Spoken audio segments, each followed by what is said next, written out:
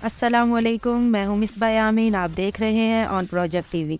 क्या जादू जैसी चीज़ वाकई मौजूद है?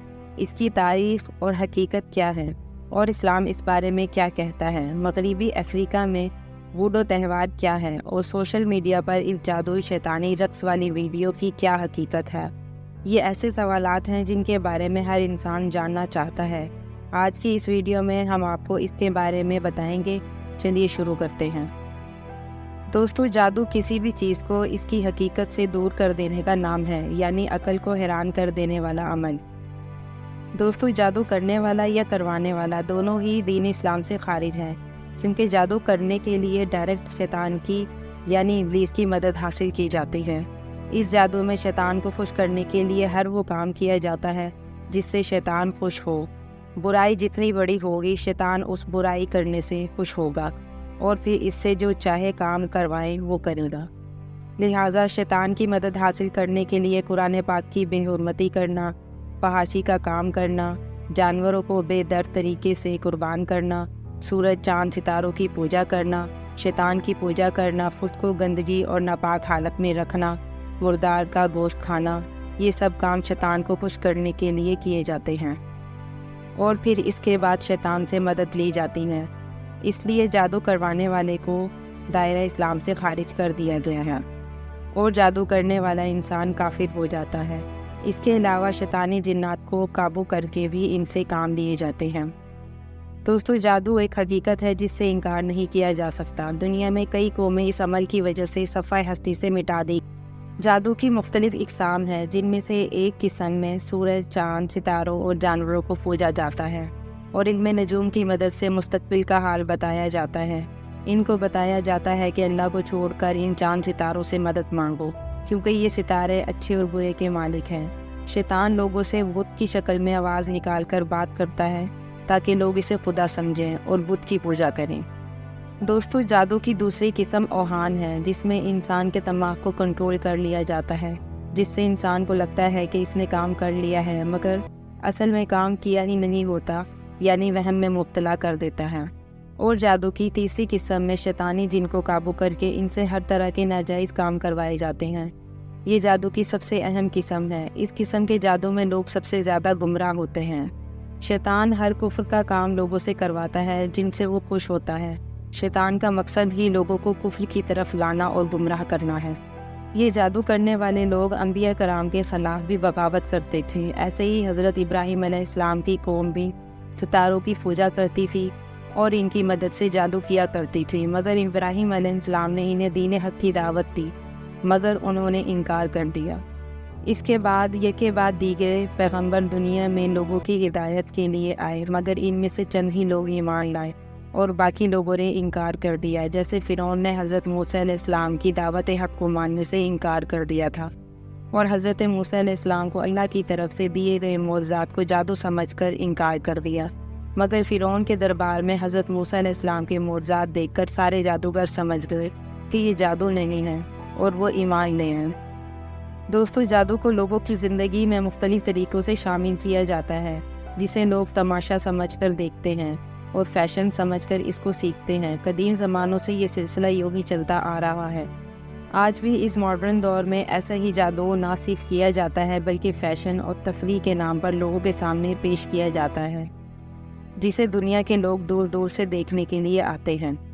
जी हाँ दोस्तों, हम बात कर रहे हैं मौजूदा दौर में मगरबी अफ्रीका में होने वाले वूडो फेस्टिवल की, जो अफ्रीका के शहर नाइजीरिया में वूडो त्यौहार मुनक्किद किया जाता है। वूडो एक मज़हब है जिसमें जादू का अमल किया जाता है, जिसमें मुख्तलिफ जादुई नारे और स्पेशल रक्स भी किया जाता है। इस मज़हब में बैनन, टूगो, घाना, इव और फ़ोन लॉग कबीले के लोग नस्ल दर नस्ल जादुई अमल सीखते हैं और इस मज़हब का हिस्सा हैं।